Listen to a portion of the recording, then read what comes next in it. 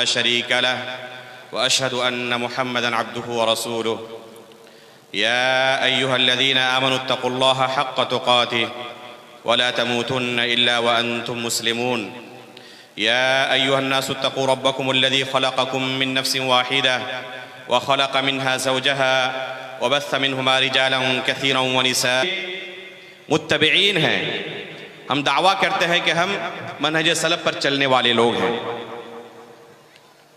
اس لیے ضرورت ہے کہ منہج سلف کی اہمیت کیا ہے، ضرورت کیا ہے، اور حقیقت میں منہج سلف کو سمجھنے میں کیا حقیقت میں ہم نے وہ محنت کی ہے جو ہونی چاہیے تھی، اس کے تعلق سے اپنا محاسبہ کرنا اور اپنا جائزہ لینا یہ اس وقت کی بہت اہم ترین ضرورت ہے.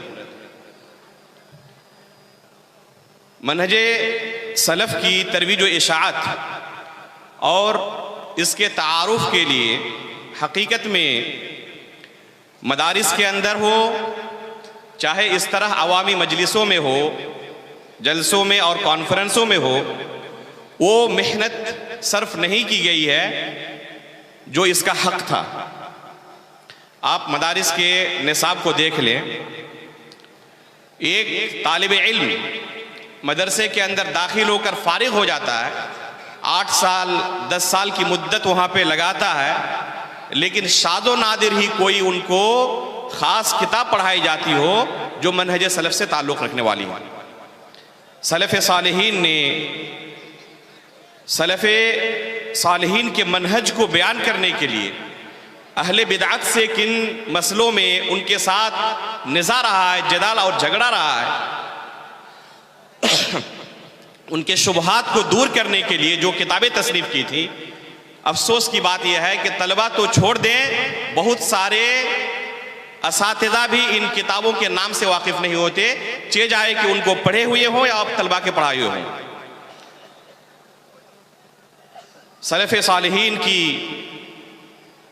ترویج و اشاعت میں، منہج سلف کی ترویج و اشاعت میں جو کتابیں ہمارے سلف صالحین نے لکھی ہیں، چاہے وہ امام احمد بن حنبل رحمہ اللہ کی السنہ ہو، امام بخاری رحمہ اللہ کی خلق و افعال العباد ہو، امام طبری رحمہ اللہ کی صریح السنہ ہو، امام لالکائی رحمہ اللہ کی کتاب شرح اصول اعتقاد اہل السنہ والجماعہ ہو، ابن بطہ العقبری رحمہ اللہ کی کتاب الابانہ ہو یا دوسری کتابیں ہوں. আসসালামু আলাইকুম. এটা কি ঈমানের দাবি? বুঝতে পারছেন না বলে হট্টগোল করতে হবে? যদি বুঝতে না পারেন তা সারাংশ আমি বলে দেব, একটু ধৈর্য সহকারে শুনুন. এত গুরুত্বপূর্ণ কথা হচ্ছে, হট্টগোল শুরু করে দিয়েছেন। এটা ঈমানের দাবি নয়, একটু বসুন ইনশাআল্লাহ। তারপর তো আমাদের আইনুল হক সাহেব আছেন প্রধান বক্তা। انشاءاللہ سیاق و سباق سے آپ باتیں سمجھ جائیں گے، لیکن غور سے سنیں.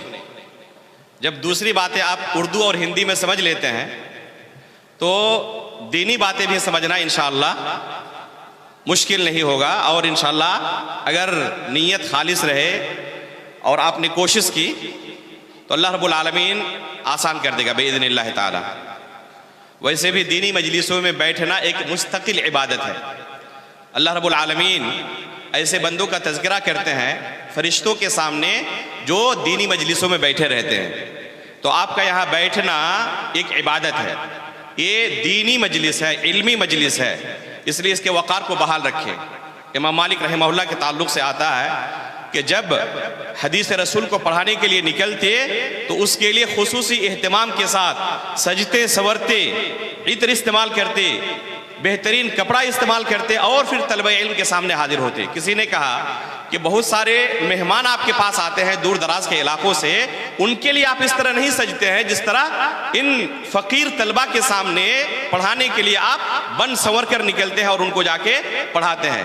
تو امام مالک رحمہ اللہ کہا کرتے تھے ابجل حدیث رسول اللہ صلی اللہ علیہ وسلم، میں رسول اللہ صلی اللہ علیہ وسلم کی حدیث کی تعظیم کرنا چاہتا ہوں، کیونکہ اس مجلس میں رسول اللہ صلی اللہ علیہ وسلم کی حدیث کا میں دراسہ کروں گا، بچوں کو پڑھاؤں گا، طلبہ علم کو اس کی شرح کروں گا.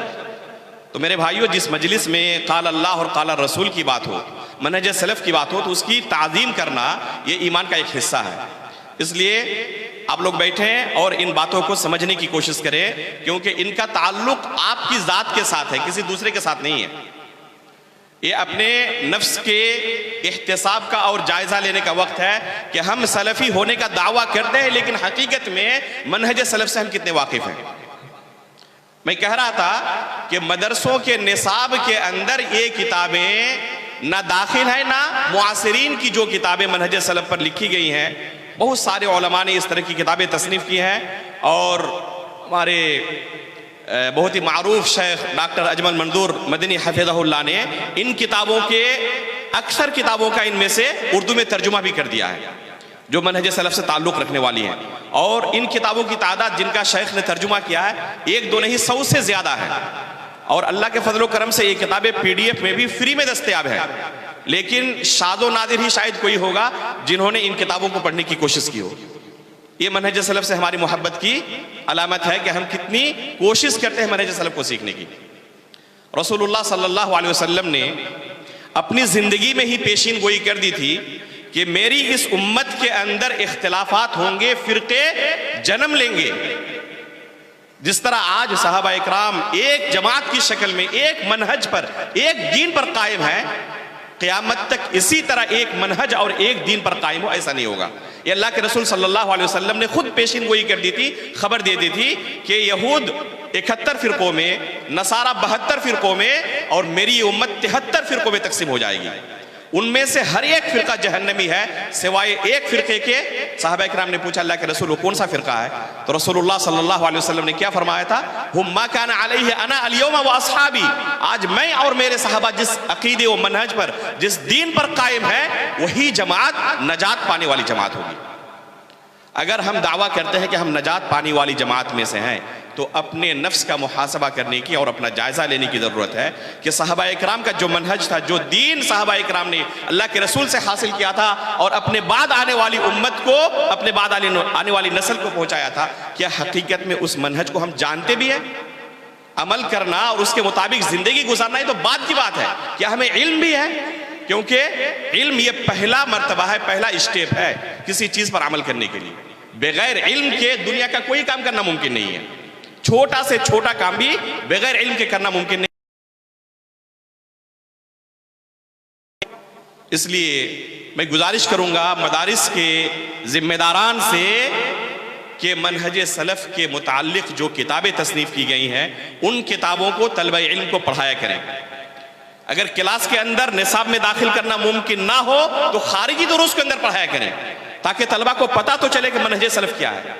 افسوس کی بات ہے کہ ہمارے اہل حدیث جماعت میں سے بعض اہل علم لفظ منہج کا مذاق اڑاتے ہیں اور کہتے ہیں یہ منہج نہیں، ایک چیز ہم سن رہے ہیں، یہ کہاں سے آ گیا؟ کتاب و سنت کیا کافی نہیں تھا؟ یہ سوال لوگوں کے ذہن میں آتا ہے کہ اس کا چرچا نہ ہونے کی وجہ سے لوگوں کو یہ لگ رہا ہے کہ کوئی نئی چیز ہے. اللہ کے رسول صلی اللہ علیہ وسلم نے اپنے صحابہ کو ایک عقیدے پر، ایک دین پر، ایک منہج پر چھوڑا تھا. ترکتکم علی المحجۃ البیضاء لیلھا کنہارھا لا یزیغ عنھا بعدی الا ھالک. اللہ کے رسول نے کہا تھا کہ میں تمہیں ایک واضح منہج پر، ایک واضح شاہراہ پر چھوڑ کر جا رہا ہوں، جو بھی اس راستے سے ہٹے گا وہ ہلاک و برباد ہو جائے گا. تو اس منہج پر چلنا یہ نجات کا ضامن ہے، اور جو بھی اس منہج سے تھوڑا سا ہٹا اس کا انجام کیا ہے؟ اس کا انجام بھیانک ہے، ہلاک ہونے والا ہے، وہ جہنم کی طرف لے جانے والا ہے. اس لیے نجات اگر ہم پانا چاہتے ہیں، رب کی جنت پانا چاہتے ہیں، تو اس دین پر چلنے کی ضرورت ہے جو دین رسول اللہ صلی اللہ علیہ وسلم اپنے صحابہ کو دے کر گئے تھے. صحابہ اکرام نے جسے اپنے بعد آنے والوں کے لیے منتقل کیا، جسے ائمہ اکرام نے اپنے اسلاف سے سیکھا اور کتابوں کے اندر مدون کیا. رسول اللہ صلی اللہ علیہ وسلم نے پہلے ہی پیشن گوئی کر دی تھی کہ یہ منہج جو تم کو میں دے کر جا رہا ہوں، اس کے اندر کچھ ہی وقت گزرنے کے بعد آئندہ مستقبل میں اختلافات رونما ہوں گے، فتنے جنم لیں گے، اور بہت سارے ایسے لوگ اس امت کے اندر جنم لیں گے جو اپنے آپ کو مسلمان کہیں گے لیکن اس دین کو، اس منہج کو فالو کرنے والے نہیں ہوں گے. نئے نئے فتنے اور نئی نئی بدعتیں اس دین کے اندر داخل کرنے کی کوشش کریں گے. چنانچہ ابھی صحابہ اکرام کا زمانہ گزر رہا تھا. علی رضی اللہ تعالیٰ عنہ کے زمانے میں ہی خوارج کا فتنہ اٹھا اور انہوں نے گناہ کبیرہ کی بنا پر لوگوں کی تکفیر کرنا شروع کی، یہاں تک کہ صحابہ اکرام کو، علی رضی اللہ تعالیٰ عنہ کو، ابو موسیٰ اشعری رضی اللہ تعالیٰ عنہ اور عمرو بن عاص رضی اللہ تعالیٰ عنہ، جو تحکیم کے قصے کے، تحکیم کے واقعے کے کیا تھے، فیصل تھے، جن کو جج بنایا گیا تھا، ان تمام کی تکفیر کی، اور جنہوں نے بھی اس فیصلے پر رضامندی ظاہر کی صحابہ اکرام میں سے سب کی تکفیر کی، اور تکفیر کے نتیجے میں انہوں نے کیا کہ ان کے خلاف تلوار نکالی اور ان کے خلاف جنگ تک کی، یہاں تک کہ علی رضی اللہ تعالیٰ عنہ کو، اب دیکھیں کتنا بڑا فتنہ ہے کہ علی رضی اللہ تعالیٰ عنہ اور صحابہ اکرام کو دین سمجھ کر وہ قتل کر رہے تھے، وہ یہ سمجھ رہے تھے کہ ان کو قتل کر کے ہمیں رب کی جنت ملے گی۔ اللہ اکبر، یہ ہے فتنہ، کسی کے ذہن کے اندر داخل ہو جائے تو وہ گناہ کر رہا ہوتا ہے لیکن سوچ رہا ہوتا ہے کہ شاید میں بہت بڑا نیکی کا کام کر رہا ہوں۔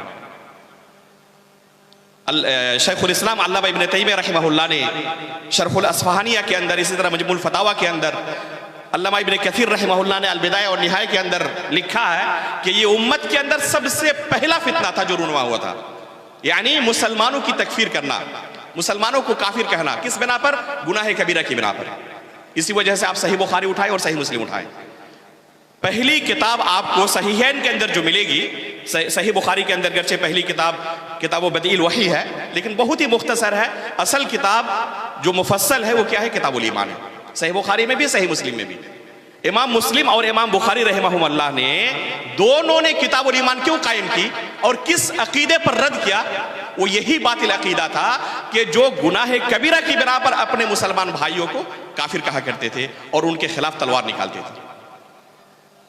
یہ افکار، یہ عقیدے اور یہ مناہج اسی زمانے میں ختم نہیں ہو گئے، آج بھی آپ ایسے لوگوں کو سنیں گے جو گناہ کبیرہ کی بنا پر مسلمانوں کو جہنم، ہمیشہ جہنم کے فتوے داغتے رہیں گے کہ فلاں انہوں نے گناہ کا کام کیا ہے، اور اس تعلق سے حدیث کے اندر یہ وعید ہے کہ یہ کام کرے تو جہنمی، یہ کام کرے تو جہنمی، یہ کام کرے تو فلاں شخص جنت میں نہیں داخل ہو سکتا۔ اور ایسے لوگ کیا کہتے ہیں؟ کہتے ہیں کہ ہم صرف ترجمہ کر رہے ہیں اللہ کے رسول کی حدیثوں کا، ہماری اپنی بات نہیں، ہم تو مترجم بس ہیں، ہم تو بس کیا ہے؟ انوبادک ہیں، اللہ کے رسول کی بات ہے۔ میرے بھائیوں، یہی فتنہ خوارج نے لے کر اٹھا تھا کہ گناہ کبیرہ کی بنا پر اپنے مسلمان بھائیوں کی تکفیر کرتے تھے اور کہتے تھے کہ یہ دائرہ اسلام سے خارج ہے۔ صرف خارج ہی نہیں کہتے تھے بلکہ ان کا خون حلال ہے، اس طرح کے فتوے دیتے تھے، یہاں تک کہ صحابہ اکرام تک کو انہوں نے قتل کرنا نہیں چھوڑا۔ اسی کے بالمقابل ایک دوسرا گروہ، ایک دوسرا فتنہ پیدا ہوا تھا جو یہ دعویٰ کر رہا تھا کہ چاہے آپ کتنا بھی گناہ کر لیں، گناہ کے دلدل کے اندر ڈوب جائیں، اگر لا الہ الا اللہ کا اقرار کر رہے ہیں تو اس گناہ آپ کو کوئی نقصان نہیں پہنچاتا۔ یہ مرجئہ کا فرقہ تھا، اور دونوں دلیل کے طور پر اللہ کے رسول کی حدیثیں ہی پیش کرتے تھے، قرآن کی آیتیں ہی پیش کرتے تھے، لیکن بگاڑ کہاں سے آیا؟ یہ جو ہم کہتے ہیں نا منہج سلف کی ضرورت کیا ہے؟ منہج سلف کی ضرورت اس لیے ہے، اس کی بنیادی دو وجہ ہیں۔ پہلی وجہ کیا ہے کہ اللہ رب العالمین نے اور رسول اللہ صلی اللہ علیہ وسلم نے منہج سلف کی اتباع کا ہمیں حکم دیا ہے، اس لیے منہج سلف کی اتباع کرنے والا اللہ اور اس کے رسول کے حکم کی اتباع کرنے والا ہوتا ہے، تعمیل کرنے والا ہوتا ہے۔ اس کی دلیلیں میں انشاءاللہ آپ کے سامنے ابھی پیش کروں گا تھوڑی دیر بعد۔ دوسری سب سے بڑی وجہ یہ ہے تاکہ ہمارا حشر بھی وہی نہ ہو جو ان گمراہ فرقوں کا ہوا، جن کے بارے میں اللہ کے رسول نے وعید سنائی تھی، کلھا فی النار الا واحدہ، کہ تمام کے تمام جہنمی ہیں سوائے ایک فرقے کے۔ جیسے یہ فرقہ پیدا ہوا جو گناہ کبیرہ کی بنا پر اپنے مسلمان بھائیوں کی تکفیر کرتے تھے، انہی کے بالمقابل ایک دوسرا فرقہ مرجئہ کا پیدا ہوا جو کیا کہتے تھے کہ گناہ آپ کرتے جائیں، آپ نے لا الہ کا اقرار کر لیا ہے نا، لا یضر مع الایمان ذنب، ایمان لانے کے بعد گناہ کرنے سے کوئی فرق نہیں پڑتا، آپ کا ایمان اسی طرح ہے، اس کے اندر کمی زیادتی نہیں ہوتی ہے۔ امام بخاری رحمہ اللہ اپنی صحیح کی شروعات کتاب الایمان کی کرتے ہیں اور کیا کہتے ہیں؟ الایمان یزید و ینقص، کہ ایمان کے اندر کمی اور زیادتی ہوتی ہے۔ امام بخاری خود اپنے بارے میں فرماتے ہیں کہ میں نے 1080 اساتذہ سے اس علم کو حاصل کیا ہے، 1080 اساتذہ سے اس علم کو حاصل کیا ہے. ان میں سے تمام کے تمام اس عقیدے و منہج پر تھے کہ الایمان قول و عمل و یزید و ینقص، کہ ایمان قول اور عمل کا نام ہے اور اس کے اندر کمی اور زیادتی ہوتی ہے. وہ کسی بدعتی سے علم نہیں لیتے تھے، کسی ایسے شخص سے علم نہیں لیتے تھے جو خود علم حاصل کسی استاد سے نہ کیا ہو. ذاتی طور پر کسی کتاب کے مطالعے کے بعد، وہ بھی عربی کتابیں نہیں، مترجم کتابیں ہمارے علاقے میں، اور پھر وہ جا کے لوگوں کو تعلیم دینا شروع کر دی. اس طرح کے لوگوں سے علم نہیں لیتے تھے. امام بخاری کیا کہتے ہیں کہ میں نے 1080 اساتذہ سے علم حاصل کیا، سب کا عقیدہ یہی تھا کہ ایمان کے اندر کمی اور زیادتی ہوتی ہے. کیونکہ یہ اس کے بالمقابل جو لوگ عقیدہ و منہج رکھتے تھے وہ سب کے سب بدعتی تھے. یا تو گناہ کبیرہ کی بنا پر تکفیر کرنے والے تھے، اپنے مسلمان بھائیوں کو کافر کہنے والے تھے، یا یہ عقیدہ لوگوں کے اندر رائج کر رہے تھے کہ گناہ کرتے جائیں، آپ نے لا الہ کا اقرار کر لیا، اس کے بعد کوئی فرق نہیں پڑتا. یہ لوگ بھی قرآن و حدیث سے ہی دلیل دیتے تھے. ایسی بات نہیں ہے کہ یہ افکار جو وہ پیش کرتے تھے تو صرف اپنی طرف سے پیش کرتے تھے. میں آپ کو ایک مثال دیتا ہوں، غور سے سنیں کہ کس طرح قرآن اور حدیث کی دلیلوں سے اگر منہج سلف کی اتباع نہ کیا جائے تو انسان گمراہ ہو سکتا ہے، اور کس طرح لوگ گمراہ کرتے بھی ہیں. مثال کے طور پر زنا کرنا، شراب پینا، چوری کرنا یہ کبیرہ گناہ ہے. خوارج کا فرقہ جو گناہ کبیرہ کی بنا پر مسلمان بھائیوں کو کافر کہتے ہیں، وہ اللہ کے رسول کی حدیث پیش کرتے ہوئے کہتے ہیں کہ اللہ کے رسول نے کہا ہے لا یزنی الزانی حین یزنی وہو مؤمن ولا یسرق السارق حین یسرق وہو مؤمن ولا یشرب الخمر حین یشربها وہو مؤمن. ایک زنا کرنے والا زنا کرتے وقت مؤمن نہیں ہوتا، چوری کرنے والا چوری کرتے وقت مؤمن نہیں ہوتا، ایک شراب پینے والا شراب پیتے وقت مؤمن نہیں ہوتا. کہتے ہیں دیکھو اللہ کے رسول نے خود کہا ہے کہ یہ اعمال کرنے والے، زنا کرنے والے، چوری کرنے والے، شراب پینے والے مومن نہیں ہیں. اللہ کے رسول نے ان کی ایمان کی نفی کی ہے. پتا چلا کہ گناہ کبیرہ کرنے والا کا ایمان ختم ہو جاتا ہے، وہ ایمان سے خارج ہو جاتا ہے. اور دلیل کے طور پر صحیح بخاری اور صحیح مسلم کی حدیث، اللہ کے رسول کا کلام. اسی کے بالمقابل ایک دوسرا گمراہ فرقہ کیا ہے؟ مرجئہ کا، جو کہتے ہیں گناہ کرتے جائیں کوئی فرق نہیں پڑتا. وہ بھی اپنے موقف کے لیے حدیث رسول سے ہی، صحیحین کی احادیث سے ہی دلیل پیش کرتے ہیں. چنانچہ ابو ذر غفاری رضی اللہ تعالیٰ عنہ کی مشہور حدیث ہے، اللہ کے رسول صلی اللہ علیہ وسلم نے اپنے صحابہ کو خوشخبری دیتے ہوئے کہا کہ جس نے صدق دل سے لا الہ الا اللہ کا اقرار کر لیا وہ کیا ہے؟ وہ شخص جنتی ہے. ابو ذر غفاری رضی اللہ تعالیٰ عنہ نے پوچھا اللہ کے رسول اگر وہ زنا کرے اور چوری کرے تب بھی؟ وَإِن زَنَا وَإِن سَرِقْ، تو اللہ کے رسول نے کیا کہا؟ اگر زنا کرے چوری کرے تب بھی وہ جنتی ہے. دیکھیں اسی عمل کے اوپر اللہ کے رسول نے ایک حدیث میں کیا کہا ہے کہ وہ ایمان سے خارج، اور دوسری حدیث میں زنا کرے چوری کرے تب بھی جنتی. 3 مرتبہ ابو ذر غفاری نے سوال کیا کہ اللہ کے رسول زنا کرے چوری کرے تب بھی جنتی؟ تو اللہ کے رسول نے تینوں مرتبہ کہا گرچہ زنا کرے گرچہ چوری کرے وہ جنتی ہے. تیسری مرتبہ کہا وَإِن رَغِمَ أَنْفُ أَبِي ذَرٍ، اے ابو ذر گرچہ تمہیں بہت ناگوار گزرے لیکن پھر بھی جنتی. ابو ذر غفاری وہاں سے نکل رہے تھے اور اس جملے کو بار بار دہرا رہے تھے وَإِن رَغِمَ أَنْفُ أَبِي ذَرٍ، کہ ابو ذر تم پر ناگوار گزرے پھر بھی وہ جنت میں جائے گا. دیکھیں 2 الگ الگ فرقے ہیں، گمراہ فرقے، اور دونوں اپنی موقف کے لیے حدیث رسول سے ہی وہ بھی صحیحین کی حدیث سے دلیل پیش کرتے ہیں. کیا حقیقت میں اللہ کے رسول صلی اللہ علیہ وسلم نے یہی دین دیا تھا؟ اگر خوارج کی بات مانے تو زنا کرنے سے آپ اسلام سے خارج، مرجئہ کی بات مانے تو وہ بھی حدیث رسول سے دلیل پیش کر رہے ہیں کہ زنا کرنے سے کیا ہوگا؟ کچھ فرق نہیں پڑتا، جنت میں جائے گا وہ. ظاہر سی بات ہے کہ اللہ کے رسول صلی اللہ علیہ وسلم اس طرح متضاد باتیں نہیں کرتے، ہماری شریعت اس طرح متضاد چیز پیش نہیں کرتی. اس لیے ضرورت ہے کہ صحابہ اکرام نے ان احادیث سے کیا سمجھا تھا. جب تک فہم سلف ہمارے پاس نہ ہو ہمارا بھی حشر وہی ہوگا جو ان گمراہ فرقوں کا ہوا. جس طرح انہوں نے اپنے مسلمان بھائیوں کو کافر کہنا شروع کیا تھا، اسی طرح ہمارے درمیان بھی اسی طرح کے افکار پیدا ہوں گے اور اپنے مسلمان بھائیوں کو گناہ کبیرہ کی بنا پر اس طرح جہنم کی وعید ہم سناتے رہیں گے اور یہی کہتے رہیں گے کہ ہم صرف مترجم ہیں، اللہ کے رسول کی حدیث پیش کر رہے ہیں۔ خوارج بھی یہی کہتے تھے کہ ہم اپنی طرف سے کچھ نہیں کہتے، اللہ کے رسول نے خود کہا ہے کہ وہ جنت میں داخل نہیں ہو سکتا، وہ جہنم میں جانے والا ہے۔ اگر اپنے مسلمان بھائی کا قتل کر دے تو قرآن کریم کے اندر اللہ تعالیٰ نے کہا کیا کہ وہ ہمیشہ جہنم میں رہنے والا ہے، تو کہتے ہیں کہ دیکھو اللہ قرآن کریم کے اندر اللہ تعالیٰ نے کہا ہوا ہے، اس کا مطلب کہ گناہ کبیرہ کرنے کی وجہ سے انسان دائرہ اسلام سے خارج ہو جاتا ہے۔ ہم اپنی بات نہیں کہتے، اللہ رب العالمین کے کلام کا ترجمہ آپ کے سامنے پیش کر رہے ہیں۔ میرے بھائیوں، صرف ترجمہ کافی نہیں ہے، اس آیت کا، اس حدیث کا صحیح مفہوم کیا ہے، سلف صالحین نے اس سے کیا سمجھا ہے، یہ بہت ضروری ہے دیکھنا کہ سلف صالحین کا فہم کیا تھا ان نصوص کے متعلق۔ جو منہج ہم اختیار کر رہے ہیں، جس طریقے پر چل رہے ہیں، کیا حقیقت میں سلف صالحین کا یہی طریقہ تھا؟ کیا وہ اسی طرح لوگوں کو دین اسلام سے نکالتے تھے؟ اس کا مطلب یہ بھی نہیں ہے کہ کوئی کچھ بھی کرتا جائے وہ اسلام سے خارج نہیں ہو سکتا، کوئی یہ بھی نہ سمجھے۔ بہت سارے اعمال ایسے ہیں جن سے انسان دائرہ اسلام سے خارج ہو جاتا ہے۔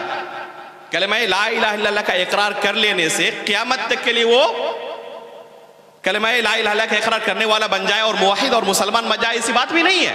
اگر اس کلمے کا اقرار اس نے کیا، اس کے بعد ایسے اعمال کیے جن سے انسان دائرہ اسلام سے خارج ہو جاتا ہے، تو وہ شخص دائرہ اسلام سے خارج ہی ہوگا، لیکن اس کے اصول و ضابطے ہیں۔ منہج سلف کے مطابق اس کے متعلق فیصلہ کیا جائے گا کہ حقیقت میں وہ شخص دائرہ اسلام سے خارج ہے یا نہیں۔ صرف کفریہ عمل کرنے کی وجہ سے، کفریہ عقیدہ رکھنے کی وجہ سے کوئی دائرہ اسلام سے خارج ہو، ایسی بات نہیں ہے۔ بہت سارے ایسے اعمال ہیں جن سے انسان دائرہ اسلام سے خارج ہو جاتا ہے۔ علماء اکرام نے بیان کیا ان مسائل کو کہ جن اعمال کی وجہ سے ایک انسان دائرہ اسلام سے خارج ہو جاتا ہے، کافر ہو جاتا ہے، لیکن صرف اس وجہ سے کہ کسی کو آپ نے دیکھ لیا کہ فلاں عمل کر رہا ہے جس کا تعلق کفر کے ساتھ ہے یا شرک کے ساتھ ہے، اور اس پر آپ کفر کے فتوے لگانے لگے، یہ سلف صالحین کا منہج نہیں تھا۔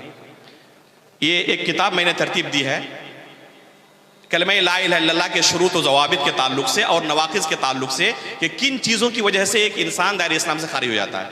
بہت مختصر کتاب ہے، متن ہے یہ، اور اس کا مقصد یہ ہے کہ مدرسوں کے اندر طلبہ اس کو حفظ کر لیں تاکہ ان کے پاس یہ اصول و ضوابط ذہن کے اندر ہمیشہ یاد رہیں کہ کن چیزوں کی وجہ سے اسلام سے انسان خارج ہو سکتا ہے اور اس کے اصول و ضوابط کیا ہے۔ مدرسین، مشائخ پڑھائیں گے طلبہ کو شرح کے ساتھ، تو ان کے اندر یہ بنیادی مسائل راسخ ہو جائیں گے باذن اللہ تعالی۔ کہنے کا مقصد یہ ہے کہ ہمارا یہ بھی منہج نہیں کہ کچھ بھی کرتا جائے وہ اسلام سے خارج نہیں ہوگا۔ مثال کے طور پر میں آپ کو ایک ہی کر رہا ہوں، نماز کا مسئلہ آپ لے لیں۔ عبداللہ بن شقیق رحمہ اللہ فرماتے ہیں، اور یہ کبار تابعین میں سے ہیں، کہ نماز کے علاوہ کوئی عمل ہم نے نہیں دیکھا جس کے بارے میں صحابہ اکرام کہتے تھے کہ اس کا ترک کرنا کفر ہے۔ نماز کے بارے میں صحابہ اکرام ایک واحد مسئلہ تھا اعمال میں سے جس کے اوپر کفر کے فتوے لگاتے تھے، ایسے لوگوں کو کافر کہتے تھے۔ تارک صلاۃ کے بارے میں سلف صالحین کا اکثر و بیشتر آپ یہی موقف پائیں گے کہ وہ ان کو کافر سمجھتے ہیں، بلکہ علماء نے کہا ہے کہ عبداللہ بن شقیق رحمہ اللہ کے قول صحابہ کیا اجماع نقل کرنا ہے کہ تارک صلاۃ کافر ہے۔ ٹھیک ہے کہ اگر کوئی شخص نماز نہیں پڑھتا، تارک صلاۃ ہے تو کافر ہے، یہاں تک مسئلہ ہوا۔ اب اس کی تطبیق دینا معین شخص پر، یہ ایک الگ مسئلہ ہے۔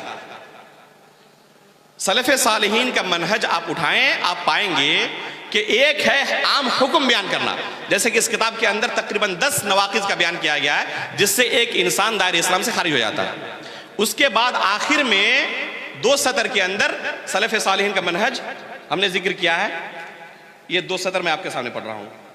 والحكم بالتكفير على من أتى بشيء منها حكم عام لا يجوز تنزيله على معين إلا عند توفر الشروط وانتفاء الموانع وقيام الحجة عليه۔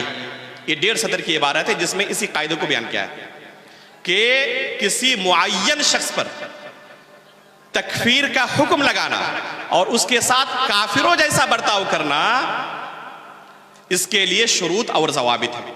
پہلے حجت قائم کرنا ضروری ہے، اس کے بعد معین شخص پر آپ کفر کا فتویٰ لگا سکتے ہیں۔ ایسا نہیں کہ کسی کو آپ نے دیکھا کہ وہ کوئی کفری عمل کر رہا ہے، یہاں تک کہ اگر شرک بھی کر رہا ہے، یہاں تک کہ کلام اللہ کو مخلوق کہہ رہا ہے، جو کہ کفری عقیدہ ہے، قرآن کریم کو مخلوق کہنے کا دعویٰ کر رہا ہے، اور یہ کیا عقیدہ ہے؟ کفری عقیدہ ہے۔ تو صرف یہ عقیدہ آپ نے کفری عقیدہ اس شخص کے پاس پایا یا کفری عمل پایا، اس لیے معین طور پر اس شخص کو آپ کافر کہیں اور اس کے ساتھ کفار جیسا تعامل کریں، برتاؤ کریں۔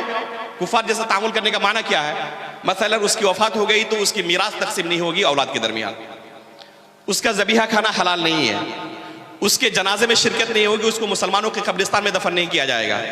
بہت سارے مسائل ہیں جو کفار کے ساتھ اسلام نے مشروع قرار دیا ہے کہ کفار کے ساتھ ان مسائل کے اندر تعامل کیا جائے گا۔ نکاح کرنا جائز نہیں کسی کافر کے، کسی کافر کو نہ اپنی بیٹی دینا جائز ہے اور نہ کسی کافر عورت سے نکاح کرنا جائز ہے۔ بہت سارے مسائل ہیں کہ کسی کافر سے کیسے تعامل کرنا ہے۔ تو کسی معین شخص پر جو لا الہ الا اللہ کا اقرار کر رہا ہو، اپنے آپ کو مسلمان ہونے کا دعویٰ کر رہا ہو، اس شخص پر معین طور پر کہ زید کافر ہے، بکر کافر ہے، خالد کافر، اس طرح معین طور پر کفر کا فتویٰ لگانا، تو اس کے لیے شروط اور ضوابط ہیں۔ بنی اسرائیل کا واقعہ آپ نے سنا ہوگا، بہت مشہور واقعہ ہے۔ وفات کے وقت انہوں نے اپنے بیٹوں سے کیا کہا تھا؟ زندگی بھر گناہ کرتے رہے، وفات کے وقت اپنے بیٹوں سے کہا کہ میں نے زندگی بھر کوئی نیکی نہیں کی ہے، اللہ تعالیٰ اگر مجھے پکڑے تو مجھے جیسی سزا دے گا شاید کہ کسی دوسرے کو دے، اس لیے تم لوگ کیا کرنا، اپنے بیٹوں سے وصیت کی کہ میرے مرنے کے بعد مجھے جلانا، راکھ بنانا میرے جسم کو، اور آدھا ہوا میں آدھا پانی میں بہا دینا۔ بیٹوں نے اسی طرح کیا۔ اس کے بعد کیا ہوا؟ اللہ رب العالمین نے آگ کو، ہوا کو حکم دیا اور بندہ اللہ کے سامنے کھڑا ہو گیا۔ پوچھا کہ تم نے ایسا کیوں کیا تھا؟ کیا کہا؟ من خشیتک یا رب، تیرے ڈر سے اللہ میں نے یہ کیا تھا۔ اللہ رب العالمین نے اسے کہاں داخل کیا؟ جنت میں یا جہنم میں؟ اللہ رب العالمین نے اسے جنت میں داخل کیا۔ اپنی زندگی میں اس نے کوئی نیکی نہیں کی تھی، آخری زندگی میں کیا کوئی نیکی کر کے مرا تھا یا گناہ کر کے مرا تھا؟ آخری زندگی میں جو اس نے کام کیا تھا یہ ایک کفریہ کام تھا، ایک کفریہ عقیدہ اس نے اپنے بچوں کے سامنے پیش کیا، اور کفریہ عقیدے پر اس کی وفات ہوئی۔ لیکن وہ جنت میں کیوں داخل ہوا؟ کیونکہ جب اس کفریہ عقیدے کا اظہار کر رہا تھا اسے پتہ نہیں تھا کہ وہ کفریہ عقیدہ ہے، اللہ کے ڈر سے ایسا کر رہا تھا، وہ اللہ کے ڈر سے ایسا کر رہا تھا۔ کیا کہا اس نے کہ اگر اللہ تعالیٰ مجھے پکڑے گا تو یہ سزا دے گا، اس طرح کروں تو اللہ کے پکڑ سے میں دور ہو سکتا ہوں۔ اور یہ عقیدہ رکھنا کہ اللہ رب العالمین کی قدرت سے انسان کسی طرح بچ سکتا ہے، اللہ کی پکڑ سے دور ہو سکتا ہے، یہ کفری عقیدہ ہے۔ یہ کہنا کہ اللہ تعالیٰ یہ نہیں کر سکتا، اگر میں یہ کر لوں تو اللہ تعالیٰ مجھے نہیں پکڑ پائے گا، یہ کفری عقیدہ ہے۔ اللہ کی قدرت پر شک کرنا ہے، بلکہ اللہ کی قدرت کا انکار ہے، یہ شک بھی نہیں، انکار ہے۔ اور اللہ کی قدرت پر کوئی شک کرے یا انکار کرے تو کافر ہو جاتا ہے۔ اس کے باوجود چونکہ اس کے پاس علم نہیں تھا، وہ جاہل تھا، اس وجہ سے اللہ رب العالمین نے اسے جنت میں داخل کیا، جہنم میں داخل نہیں کیا۔ اس حدیث پر سلف صالحین نے اس حدیث سے جو قواعد استعمال کیے ہیں عقیدہ و منہج کے، آپ پڑھے دنگ رہ جائیں گے۔ ان میں سے ایک اہم قاعدہ تکفیر کے باب میں یہ نکلتا ہے کہ کسی معین شخص کو کافر کہنا الگ ہے۔ اگر ہمیں پوچھا جائے کہ اگر کوئی اللہ رب العالمین کی قدرت کا انکار کر رہا ہو تو اس کا کیا حکم ہے، ہم کیا کہیں گے؟ کہ وہ کافر ہے۔ اللہ رب العالمین کی قدرت کا کوئی انکار کرے تو اس کا حکم کیا ہے؟ کافر ہے۔ لیکن زید نے اللہ رب العالمین کی قدرت کا انکار کیا ہے، تو زید پر معین طور پر کفر کا فتویٰ لگانا ایک الگ مسئلہ ہے۔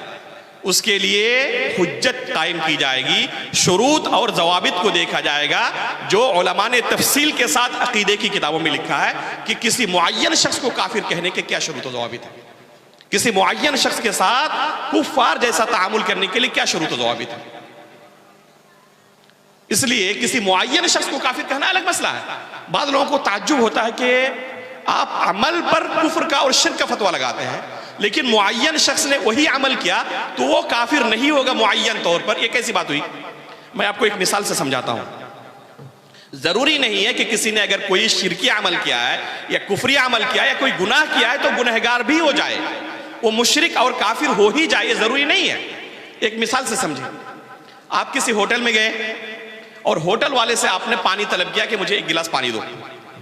اب ہوٹل والے نے، اندھیرا وہاں پر تھا، گلاس میں پانی کی جگہ پر شراب آپ کے سامنے پیش کر دیا، آپ نے پی لیا اسے۔ جب آپ پی رہے تھے تو کیا سمجھ کر پی رہے تھے؟ پانی سمجھ کر پی رہے تھے، لیکن حقیقت میں کیا پی رہے تھے؟ شراب پی رہے تھے۔ تو آپ نے حقیقت میں پیا شراب، لیکن کیا آپ کے اوپر شراب کی حد نافذ کی جائے گی؟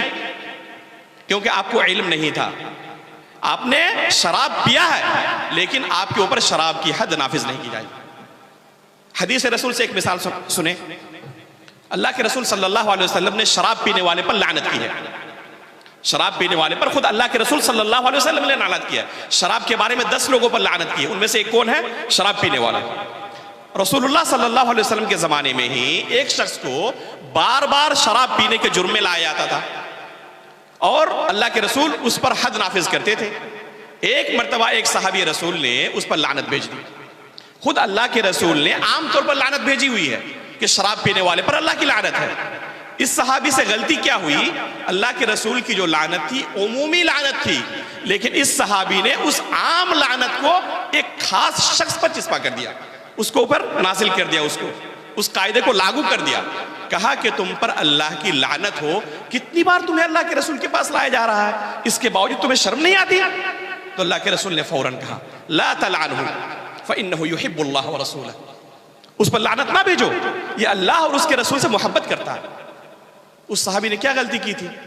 خود اللہ کے رسول نے شراب پینے والے پر لعنت بھیجی ہے، لیکن غلطی ان سے یہ ہوئی کہ ایک عام حکم کو ایک خاص شخص پر اس نے لاگو کر دیا، اور ایک خاص شخص کے اوپر کہہ دیا کہ تم پر اللہ کی لعنت ہو۔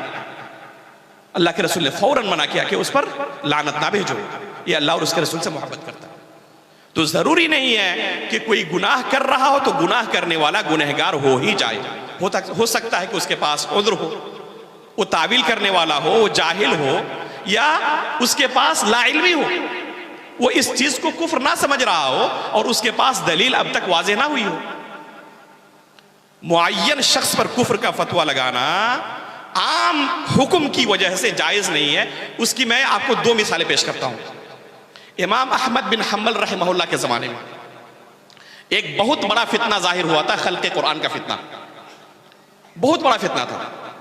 یہاں تک کہ جو خلیفہ وقت تھے معتزلہ اور جہمیہ وغیرہ نے ان کے اوپر ایسا کنٹرول کر لیا تھا کہ خلیفہ وقت کو اس باطل عقیدے کا اسیر بنا لیا تھا، اس باطل عقیدے کا ماننے والا بنا لیا تھا۔ تو خلیفہ وقت بھی اس باطل عقیدے کو قبول کر چکا تھا کہ قرآن کریم کیا ہے؟ مخلوق ہے۔ حالانکہ قرآن کریم کیا ہے؟ سلف صالحین کا عقیدہ یہ ہے کہ قرآن مخلوق نہیں، اللہ کا کلام ہے۔ قرآن اللہ رب العالمین کا کلام ہے، اور اللہ کے کلام کو یا اللہ کی کسی صفت کو مخلوق کہنا یہ کفر ہے۔ جو علماء اکرام تھے انہوں نے فوراً اس عقیدے کا سلف صالحین نے رد کیا۔ خلیفہ وقت نے اپنے پاور کے بل پر زور زبردستی لوگوں کو یہ عقیدہ قبول کروانا شروع کیا، یہاں تک کہ اگر کوئی انکار کر دیتا اس پر کوڑے برساتے، جیل میں ڈال دیتے، قتل کر ڈالتے۔ یہاں تک کہ جب امام احمد بن حنبل رحمہ اللہ کے پاس آئے انہوں نے انکار کر دیا۔ امام احمد بن حنبل رحمہ اللہ کو سخت ترین سزائیں دی گئی اس باطل عقیدے کو قبول نہ کرنے کی وجہ سے، یہاں تک کہ جلاد مارتے مارتے امام احمد بن حنبل رحمہ اللہ کو تھک جاتا اور کہتا کہ میں ابھی تھوڑا آرام کرنے کے لیے جا رہا ہوں، پھر آ کر ماروں گا۔ مارنے والا تھک جاتا، اس کے باوجود امام احمد بن حنبل رحمہ اللہ نے اپنی زبان سے اس کفریہ کلمے کا اظہار نہیں کیا، اس کفریہ کلمے کو قبول نہیں کیا اس نے، امام احمد بن حنبل رحمہ اللہ نے۔ اس کے باوجود امام احمد بن حنبل رحمہ اللہ ان لوگوں کو جو ان کو سزائیں دیتے تھے، ایک کفریہ عقیدہ کو قبول کرنے پر مجبور کر رہے تھے، ان لوگوں کو امام احمد بن حنبل رحمہ اللہ نے کافر نہیں کہا، ان کے لیے نماز میں دعائیں کرتے تھے، بلکہ کسی نے کہا کہ آپ اجازت دیں ہم ان کے خلاف بغاوت کر کے ان کا تختہ پلٹ دیتے ہیں۔ اور کسی مسلم حاکم کے خلاف بغاوت کرنا یہ جائز نہیں، حرام ہے، خروج حرام ہے جب تک کہ وہ مسلمان ہے، الا ان تروا کفرا بواحا، اللہ کے رسول نے کہا ہے، یہاں تک کہ واضح طور پر کفر دیکھ لو، عندکم من اللہ برہان، اللہ رب العالمین کی دلیل تمہارے پاس ایک دم کھلی ہوئی ہو، کوئی شک و شبہ نہ ہو کہ یہ کفر ہے، اور لوگوں کو یہ نہ لگے کہ مسلمانوں کو کیا کر رہے ہیں، یہ کافر کر رہے ہیں۔ امام احمد بن حنبل رحمہ اللہ نے کہا نہیں، ان کے خلاف خروج جائز نہیں ہے، بلکہ خود میں اپنی نمازوں میں سجدے میں ان کے لیے دعائیں کرتا ہوں۔ غور کریں کہ ایک کفریہ عقیدہ ہے، برملا اظہار ہی نہیں کر رہے ہیں، لوگوں کو زبردستی ڈنڈے کی اور کیا کہتے ہیں کہ تلوار کی نوک پر اس باطل عقیدہ کو، کفری عقیدہ کو قبول کروا رہے ہیں۔ اس کے باوجود اس زمانے کے سلف صالحین نے، یہ کون سا زمانہ تھا؟ امام بخاری رحمہ اللہ کا زمانہ تھا، امام مسلم رحمہ اللہ کا زمانہ تھا، امام علی بن مدینی، یحییٰ بن معین، اسحاق بن راہویہ اور امام ابو داؤد رحمہ اللہ کا زمانہ تھا۔ یہ کبار محدثین کا زمانہ تھا، کسی نے بھی ان لوگوں پر معین طور پر کفر کا فتویٰ صادر نہیں کیا، حالانکہ سب یہ بالاجماع عقیدہ رکھتے تھے کہ اللہ رب العالمین کے کلام کو، قرآن کریم کو مخلوق کہنا کفر ہے۔ تو میرے بھائیوں، ایک کفریہ عقیدہ رکھنا، کفریہ عمل کرنا ایک الگ مسئلہ ہے، اور معین شخص پر اسی حکم کو نافذ کر دینا، جیسے کہ ابھی ہم نے کہا تارک صلاۃ کے بارے میں، نماز ترک کرنے والے کے بارے میں، راجح یہی ہے، گرچہ کچھ اختلاف بھی ہے، نماز ترک کرنا یہ کفری عمل ہے، اور تارک صلاۃ یہ کافر ہے، یہ عام حکم ہے، لیکن کسی معین شخص پر اس حکم کو نافذ کر دینا کہ فلاں شخص کافر ہو چکا ہے، اور اس کے ساتھ آج سے کیا کیا جائے گا؟ کفار جیسا تعامل کیا جائے گا۔ یہ سلف صالحین کا منہج کبھی نہیں رہا۔ شیخ الاسلام علامہ ابن تیمیہ رحمہ اللہ مناظرہ کرتے تھے جہمیہ سے، معتزلہ سے، اور کہتے تھے کہ تم جو عقیدہ رکھتے ہو کہ اللہ رب العالمین ہر جگہ ہے، عرش پر نہیں ہے، اللہ رب العالمین کی رؤیت کا اور دیدار کا انکار کرتے ہو، یہ عقیدہ اگر میں رکھوں تو ابھی میں کافر ہو جاؤں گا، لیکن اس کے باوجود میں تمہیں کافر نہیں کہہ پا رہا ہوں، کیونکہ جو علم مجھے پہنچ چکا ہے وہ علم تمہیں ابھی تک نہیں پہنچا ہے۔ تم تعویل کرنے والے ہو، تم یہ سمجھ نہیں پا رہے ہو کہ حقیقت میں کفر ہے۔ اس وجہ سے یہ عقیدہ اگر میں ابھی رکھوں تو فوراً میں اسلام سے خارج ہو جاؤں گا، اس کے باوجود میں تمہیں کافر نہیں کہہ پا رہا ہوں۔ تو معین شخص کو کفری عمل کی وجہ سے یا کفری عقیدے کی وجہ سے کافر کہنا اور اس کے ساتھ کفار جیسا تعامل کرنا کبھی بھی سلف صالحین کا منہج نہیں رہا ہے، کسی دور میں نہیں رہا۔ ایک مسئلہ ہوا۔ دوسرا مسئلہ میں بیان کر رہا تھا کہ سلف صالحین کے زمانے میں ایک اور فتنہ اٹھا تھا جس پر بہت زیادہ زور لگا کر اس فتنے کو انہوں نے دبانے کی کوشش کی اور اس کو ختم کرنے کی کوشش کی۔ بہت سارے علماء نے اس پر کتابیں تک تصنیف کی۔ وہ کیا فتنہ تھا؟ وہ فتنہ امام مسلم رحمہ اللہ نے اپنی صحیح کے مقدمے کے اندر بیان کیا ہے، خطیب بغدادی رحمہ اللہ نے الکفایہ کے اندر اور الفقیہ والمتفقیہ کے اندر بیان کیا ہے، اور بھی اس زمانے کے سلف صالحین نے اس فتنے کو بیان کیا ہے اور اس فتنے سے روکنے کی امت کو کوشش کی ہے۔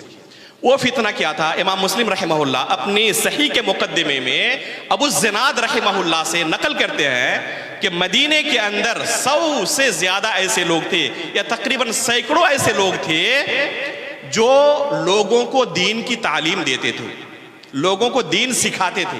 ما یؤخذ عنہم العلم یقال لیس من اہلہ، لیکن ان سے علم نہیں لیا جاتا تھا، کہا جاتا تھا کہ یہ اہل علم میں سے نہیں ہے، ان سے بچ کر رہا ہے، ان سے دین لینا۔ خطیب بغدادی رحمہ اللہ نے اس اثر کو اپنی کتاب کے اندر بھی اپنی سند سے نقل کیا ہے، اور اس کے اندر امام مالک رحمہ اللہ کا قول نقل کیا ہے ابو الزناد رحمہ اللہ کے قول کی تفسیر میں۔ امام مالک رحمہ اللہ اس کی تفسیر کرتے ہوئے کہتے ہیں کہ کیوں ان لوگوں سے علم نہیں لیا جاتا تھا؟ ادرکت بالمدینۃ مئۃ کلہم مأمون لا یؤخذ منہ العلم یقال لیس من اہلہ۔ ابو الزناد رحمہ اللہ تابعی ہیں، ابھی صحابہ اکرام کا صرف دور گزرا ہے اور یہ فتنہ ابھر چکا تھا۔ لوگوں کو ایسے لوگ دین سکھانے کے لیے آگے آ چکے تھے جو خود اہل علم میں سے نہیں تھے، اور افسوس کی بات ہے کہ آج بھی یہ فتنہ بہت زبردست طریقے سے ہمارے اس علاقے میں پھیلا ہوا ہے۔ ایسے لوگ لوگوں کو دین سکھانے کے لیے حاضر ہوتے ہیں اسٹیجوں میں جو خود علم حاصل نہیں کیے ہیں۔ اگر ان کو پڑھنے کے لیے کہا جائے تو ایک سطر اگر عبارت نہ لگی ہوئی ہو تو پڑھ نہیں سکتے، یہ ان کی علم کی حالت ہے، اور وہ لوگوں کو دین سکھا رہے ہیں۔ اب ظاہر سی بات ہے کہ جس کے پاس خود علم نہ ہو وہ لوگوں کو کیا سکھائے گا؟ اپنے ذہن سے جس چیز کو اس نے دین سمجھا ہے وہی سکھائے گا۔ علماء اکرام نے تفصیل کے ساتھ اس مسئلے پر لکھا. اتنا زیادہ واضح طور پر یہ کھلا ہوا منہج ہے کہ ذرہ برابر اس میں کوئی اختلاف کی چیز نہیں ہے. یہ 2-2-4 کی طرح کھلا ہوا منہج ہے کہ ایسے لوگوں سے علم حاصل کرنا جائز نہیں ہے. امام مالک رحمہ اللہ اس کی تفسیر کرتے ہوئے کیا کہتے ہیں کہ کیوں ان لوگوں سے علم حاصل نہیں کیا جاتا تھا؟ یہ جب خود سے لوگوں کو سکھانے کے لیے آتے تھے تو کیا ان کی دینداری کے اندر کوئی خلل تھا؟ یہ امانت دار نہیں تھے؟ کہتے کلہم مامون، یہ سب کے سب امانت دار تھے. تقوی اور پرہیزگاری کے باب میں کوئی ان کے درمیان ان کے اندر خلل اور کمی نہیں تھی. کمی کہاں تھی؟ امام مالک رحمہ اللہ کہتے ہیں کہ انہوں نے یہ علم کتابوں سے رٹ لیا تھا.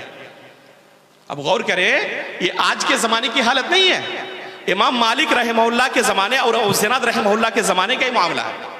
فرماتے ہیں کہ انہوں نے یہ علم کہاں سے؟ کتابوں سے رٹ لیا تھا، اساتذہ سے حاصل نہیں کیا تھا. اسی طرح وہ کہتے تھے کہ جو مصحف سے خود سے قرآن پڑھنا سیکھ لیا ہو وہ دوسرے بچوں کو قرآن تک نہیں پڑھا سکتا. جو خود سے علم حاصل کر لیا ہو استاد کے پاس آ کر بیٹھ کر اس کو ایک لمبی مدت سے حاصل نہ کیا ہو وہ لوگوں کو دین نہیں سکھا سکتا. عبداللہ بن عون رحمہ اللہ مشہور تابعین میں سے ہیں. وہ فرماتے ہیں لا یؤخذ العلم الا امن شہد له بالطلب. علم صرف اسی سے حاصل کیا جائے گا جن کے بارے میں گواہی دی جاتی ہو کہ وہ حقیقت میں طالب علم رہا ہے، وہ سیکھا ہے پہلے اس علم کو، اس کے بعد آ کر لوگوں کے سامنے ظاہر ہوا ہے. علامہ شوکانی رحمہ اللہ نے تفصیل کے ساتھ فرق بیان کیا ہے کہ کن کو متعالم کہا جائے گا جو لوگوں کو دین کی تعلیم نہیں دے سکتا، اور کس کو عالم کہا جائے گا جو لوگوں کو دین کی تعلیم دے سکتا ہے. اب تفصیل کے ساتھ پڑھیں. میں نے بہت زیادہ اس مسئلے پر لکھا ہے. جو میرے پیج کو فالو کرتے ہیں یا فری لانسر کے اندر صرف آپ دیکھ لیں ان مضامین کو جو اس مسئلے سے متعلق ہیں، جو لوگوں کو دین سکھاتے ہیں لیکن خود انہوں نے دین نہیں سکھا ہے. سلف صالحین نے اس متعلق کتنا زبردست موقف اپنایا تھا. بلکہ سلف صالحین کہتے تھے کہ صرف وہی لوگ مجرم نہیں ہیں جو اس طرح کی کوشش کرتے ہیں، جو ان کو موقع دیتے ہیں وہ بھی مجرم ہیں. بلکہ حکمران وقت کو کہتے تھے کہ ان کے اوپر واجب ہے کہ ان کے اوپر پابندی لگائیں اور ان کو موقع نہ دیں. لیکن افسوس کی بات ہے کہ آج یہ فتنہ دوبارہ بہت زیادہ سر اٹھا رہا ہے اور ایک بہت بڑی تعداد ان لوگوں کے پیچھے فریفتہ ہے. ضرورت ہے کہ اس فتنے کا قلمہ کیا جائے اور اس کو ختم کیا جائے، دور کیا جائے. ایک تیسرا فتنہ جو صحابہ اکرام کے زمانے میں ہی ظہور پذیر ہوا تھا. صحیح مسلم کی پہلی حدیث آپ اٹھائیں. صحیح مسلم کی پہلی حدیث کتاب الایمان، اصل کتاب شروع ہوتی ہے. پہلی حدیث جو امام مسلم نے کتاب الایمان کے اندر روایت کی ہے اس کے اندر ایک بہت بڑے فتنے کا تذکرہ کیا ہے. وہ فتنہ کیا ہے؟ حمید بن عبد الرحمن الحمیری اور یحییٰ بن یعمر، یہ دو تابعی ہیں. یہ بصرہ کے علاقے سے آتے ہیں. کہاں؟ مکہ مکرمہ. اور آپس میں اس فتنے کا چرچا کرتے ہیں جو ان کے علاقے میں ظاہر ہو چکا تھا. وہ کون سا فتنہ تھا؟ میں نے ابھی شروع میں آپ کے سامنے حدیث پڑھی تھی کہ اللہ کے رسول نے خود یہ تنبیہ کی تھی کہ میری اس امت کے اندر فرقے پیدا ہوں گے. ہمیشہ جس منہج کو میں دے کر تمہیں جا رہا ہوں اس منہج پر آخر تک تم قائم نہیں رہو گے سب کے سب لوگ. بلکہ ایک حدیث کے اندر اللہ کے رسول نے کہا کہ قیامت تک میری امت میں ایک جماعت ایسی ہوگی جو حق پر قائم ہوگی. لوگ مخالفت کریں گے لیکن ان کی مخالفت کی وجہ سے ان کو کوئی نقصان نہیں پہنچا پائیں گے. تو ایک جماعت اللہ کے فضل سے قیامت تک قائم رہنے والی ہے اور آج بھی الحمدللہ ایسی جماعت موجود ہے. اور وہ جماعت اہل حدیث اور سلفی جماعت کی شکل میں اللہ کے فضل و کرم سے دعوت کے میدان میں، دین کے میدان میں ڈٹے ہوئے ہیں اور لوگوں کی مخالفت کی کوئی ان کو پرواہ نہیں ہوتی اللہ کے فضل و کرم سے. تو اللہ کے رسول نے خود یہ پیشن گوئی کی تھی کہ ہمیشہ پوری امت اسی منہج پر باقی رہے. ایسا نہیں ہوگا، فتنے پیدا ہوں گے. چنانچہ صحابہ اکرام کے زمانے میں ہی، جیسے کہ میں نے ابھی تھوڑی دیر پہلے کہا، خوارج کا فتنہ پیدا ہو چکا تھا. اس کے بعد اور ایک بہت بڑا فتنہ پیدا ہوا جو اس صحیح مسلم کی پہلی حدیث کے اندر امام مسلم رحمہ اللہ نے بیان کیا. وہ کون سا فتنہ تھا؟ یحییٰ بن یعمر اور حمید بن عبد الرحمن الحمیری، یہ دونوں آئے تھے بصرہ سے. آپس میں چرچا کر رہے ہیں کہ کاش کہ یہاں مکہ میں کوئی صحابی رسول مل جاتے اور ہم ان سے اپنے علاقے میں جو فتنہ ظاہر ہوا ہے اس کے متعلق سوال کر لیتے. یہاں سے علماء کی اہمیت پتہ چل رہی ہے. یہاں سے علماء کی اہمیت پتہ چل رہی ہے. اس مسئلے کو خود تابعین کے کبار علماء میں سے ہیں لیکن حل نہیں کر رہے ہیں، صحابہ رسول کو تلاش رہے ہیں.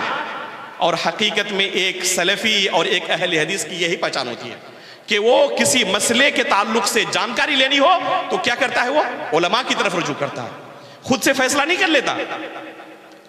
اس واقعے کو بیان کرنے سے پہلے ایک واقعہ اور میں بیان کر دیتا ہوں ضمنی طور پر. خود صحابہ کرام کی زندگی میں آپ دیکھیں ایک نمونے کو. عقبہ بن حارث رضی اللہ تعالیٰ عنہ مکہ کے اندر موجود تھے. اللہ کے رسول صلی اللہ علیہ وسلم ہجرت کر کے مدینہ آ چکے تھے.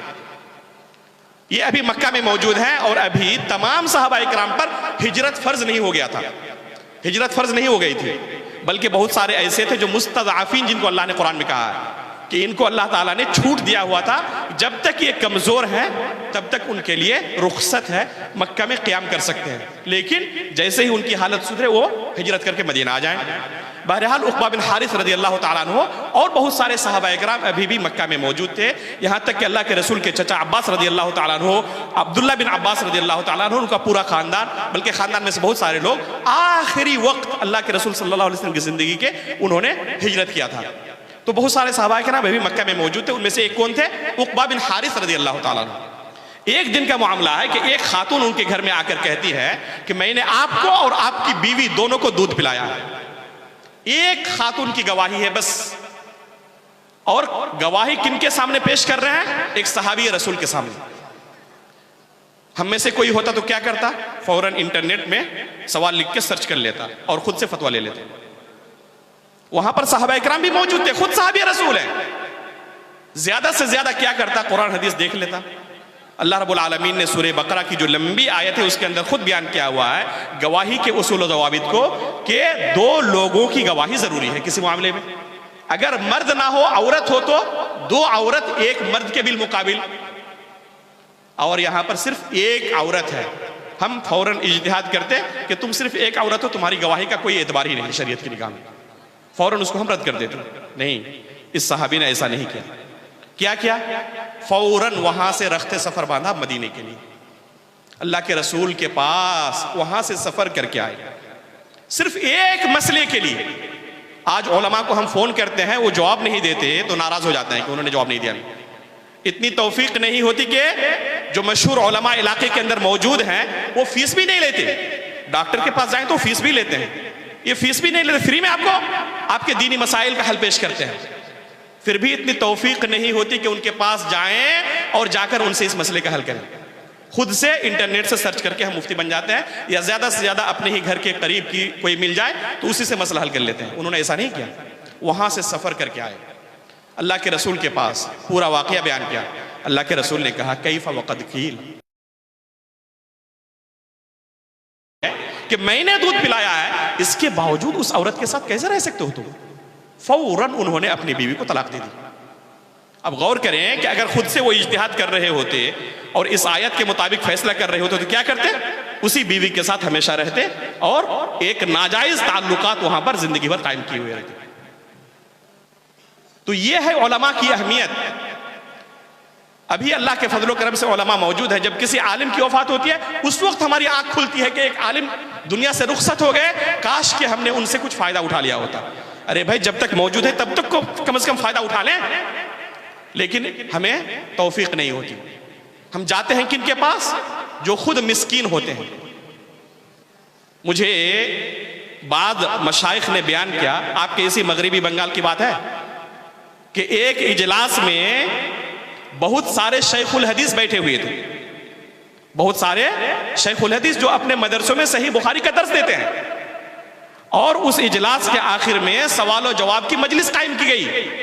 ان مشائخ کی موجودگی میں ایک بردر بیٹھا فتویٰ دینے کے لیے، آپ کے ہی علاقے کا. نہ اس کو شرم و حیا محسوس ہوئی کہ ان مشائخ کے سامنے میں کیسے مفتی بن جاؤں، اور نہ لوگوں کو کبھی یہ آر محسوس ہوئی کہ ان مشائخ کے سامنے میں کیسے ایک بردر سے سوال کر رہا ہوں. تو یہ صرف وہ مسئول نہیں ہے، بلکہ ہر کوئی جو اس چیز کو فروغ دے رہا ہے مسئول ہے. تو یحییٰ بن یعمر اور حمید بن عبد الرحمن الحمیری رحمہم اللہ، جو علماء تابعین میں سے ہیں، کیا کہتے ہیں؟ کاش کہ کوئی صحابی رسول مل جاتے، ہم ان سے اس مسئلے کے متعلق پوچھ لیتے.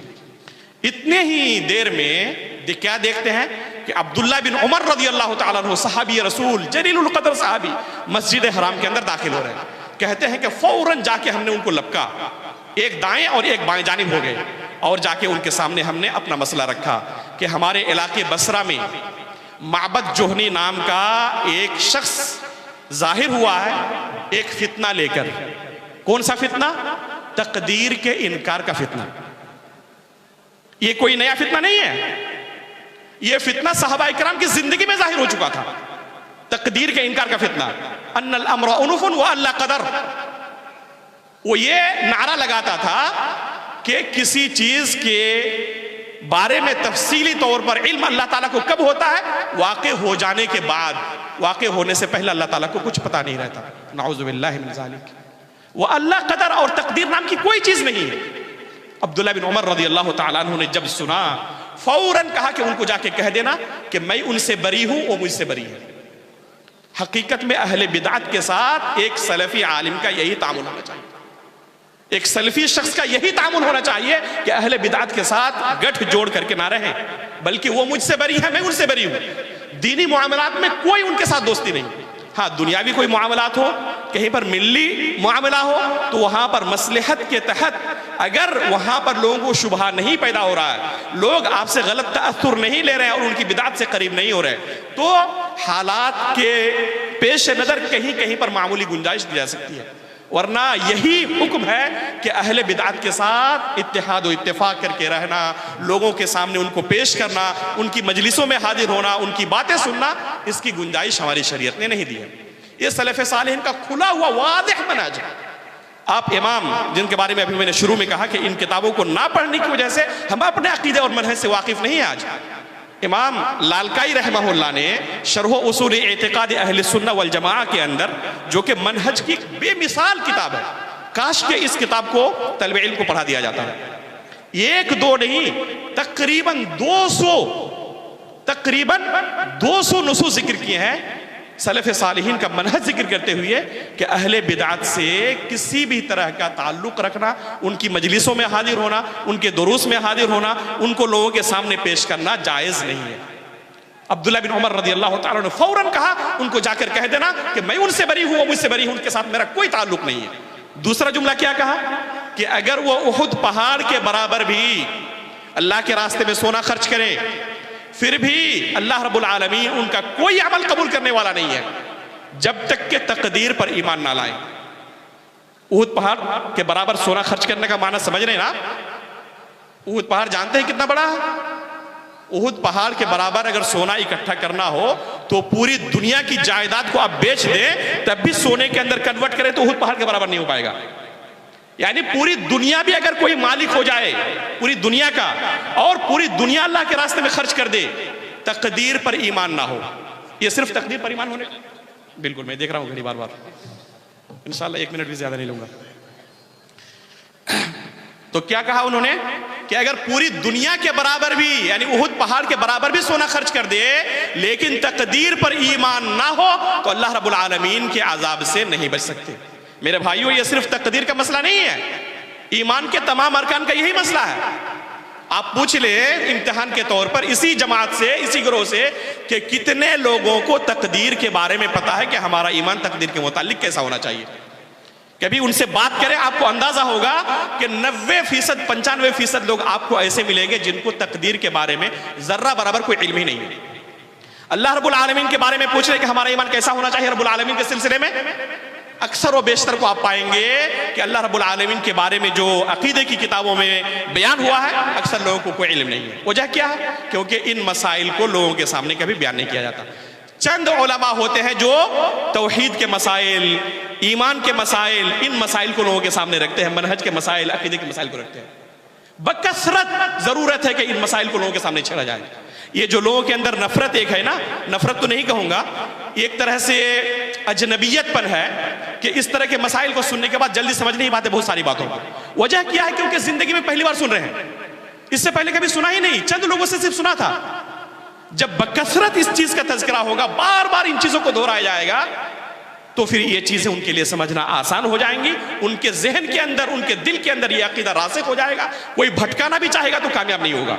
لیکن چونکہ ان کے پاس پورا عقیدہ خالی ہے, دل پورا خالی ہے, جانتا ہی نہیں کہ صحیح عقیدہ کیا ہے. تو لوگوں کو فوراً کوئی مودودی بھکتا آتا ہے, کوئی اسراری بھکتا آتا ہے, فوراً ان کو اچک کے لے کے چلا جاتا ہے, اور ہم اس وقت روتے ہیں. ابھی شیخ سنابلی صاحب بیان کر رہے تھے شکیل بن حنیف کا فتنہ جو اس علاقے میں اٹھا ہوا ہے, یہ ہمارے بچے اس فتنے کے اندر کیوں گرفتار ہو رہے ہیں؟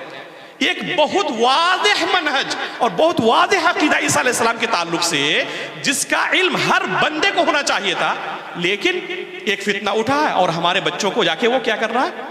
کیپچر کر رہا ہے, گرفتار کر رہا ہے, اور ایک واضح باطل منہج کو, باطل عقیدے کو پیش کر رہا ہے, اور ہمارے بچے قبول کر رہے ہیں. وجہ آخر کیا ہے؟ آپ نے کبھی سنا ہے کسی جلسے میں کہ عیسیٰ علیہ السلام کے متعلق ہمارا کیا عقیدہ ہے؟ کسی نے بیان کیا ہو؟ جب علماء بیان نہیں کریں گے, لوگوں کو علم نہیں ہوگا, پہلی مرتبہ اسی چیز کو سنیں گے ان لوگوں سے, اور ایسے لوگوں کے پاس عقلی دلائل بہت ہوتے ہیں, فوراً وہ گرفتار کر لیتے ہیں. اللہ جزائے خیر دے شیخ کو کہ شیخ نے اس موضوع پر خصوصی طور پر کتاب لکھی, مجھے بہت خوشی ہوئی. اللہ جزائے خیر دے کہ امت کی طرف سے انہوں نے ایک کام کیا ہے. اس طرح کے مسائل پر بولنا, اور بولنے والے چند گنے چنے لوگ ہیں, لیکن ان کو بھی ہمت نہیں آنی چاہیے. اور بھی لوگ آئیں گے انشاءاللہ, اس لیے کہ سب اس عقیدے اور منہج سے محبت کرنے والے ہیں. ایک خلل اور کمی تھی, اس کمی کو دور کرنے کی ضرورت ہے, لوگوں کو حرکت دینے کی ضرورت ہے. انشاءاللہ ہمارے یہ لوگ بھی ان چیزوں کو سمجھیں گے, اور ہمارے علماء بھی ان مسائل کا اپنے مدرسوں کے اندر بھی اور لوگوں کی مجالس کے اندر بھی ان کا تذکرہ کریں گے.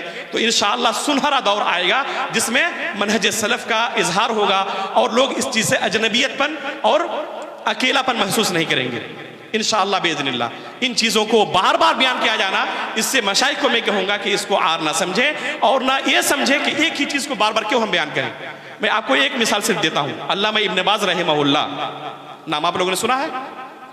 علامہ ابن باز رحمہ اللہ نے دلم کے علاقے میں رہتے وقت, جس زمانے میں دلم کے علاقے میں رہتے تھے ابن باز رحمہ اللہ, صرف وہاں پر رہنے کے دوران الاصول الثلاثہ نامی جو عقیدے و منہج کی بہت ہی لاجواب اور بہت مختصر کتاب ہے, جانتے ہیں کتنی مرتبہ پڑھایا تھا لوگوں کو؟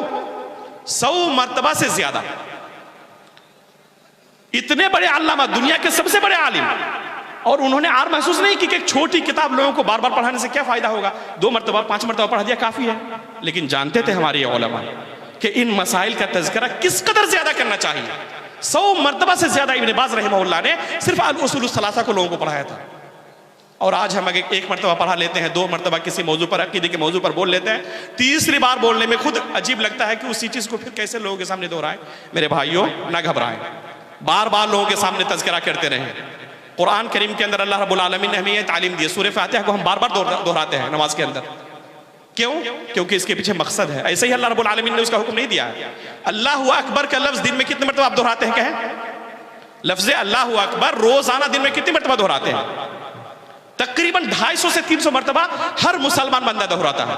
اذان ہوتی, اقامت کے اندر نماز کھڑی ہوتی ہے اللہ اکبر کہہ کے, ایک رکن سے دوسرے رکن میں منتقل ہوتے وقت پھر اللہ اکبر, نماز ختم ہوئی سبحان اللہ الحمدللہ اللہ اکبر. اس طرح کتنے مرتبہ آپ دہرا لیے 5 نمازوں میں؟ 250 سے 300 مرتبہ. یہ جو بار بار آپ کی زندگی میں روزانہ 250-300 مرتبہ ایک کلمے کو دہرایا جا رہا ہے بغیر کسی مقصد کے, اس کے پیچھے کوئی مقصد نہیں ہے. عظیم مقصد ہے, لیکن اس مقصد کو واضح کرنے والے کتنے لوگ ہیں؟ کبھی آپ نے سنا کہ اللہ اکبر اس جملے کے پیچھے اللہ رب العالمین کے کیا کیا مقاصد ہو؟ ہم نے بیان کیا ان چیزوں کو, لیکن افسوس کی بات ہے نہ ان کا تذکرہ اسٹیجوں سے کیا جاتا ہے, نہ طلبہ کے سامنے مدرسوں کے اندر کیا جاتا ہے. ضرورت ہے کہ ہم اپنے دعوتی مشن کا رخ عقیدے اور منہج کی طرف بہت زیادہ موڑیں. اللہ رب العالمین سے ہم دعا کرتے ہیں کہ اللہ رب العالمین نے توفیق عطا فرمائے. جو باتیں ہم نے یہاں پر سنی, اللہ رب العالمین انہیں سمجھنے اور ان کے مطابق چلنے اور آخری سانس تک عقیدے سلف, منہج سلف پر باقی رہنے کی توفیق عطا فرمائے. جب ہماری وفات ہو تو ایمان کی حالت پر ہماری وفات ہو, اور نبیین, صدیقین, شہداء و صالحین کے ساتھ ہمارا حشر ہو.